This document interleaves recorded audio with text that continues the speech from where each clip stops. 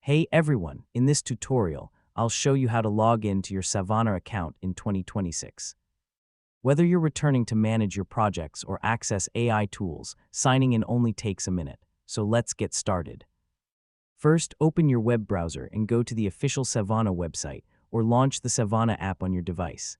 Next, click the log in or sign in button on the homepage. Yeah, this will take you to the login screen. Now, enter the email address and password you used when creating your account. If Savana supports Google, Apple, or another sign-in method, simply choose the same option you used during registration. If you've forgotten your password, click the forgot password link and follow the instructions to reset it. Be sure to check your spam or junk folder if you don't receive the reset email right away. Once you've entered your login details, click Sign in and wait for your dashboard to load.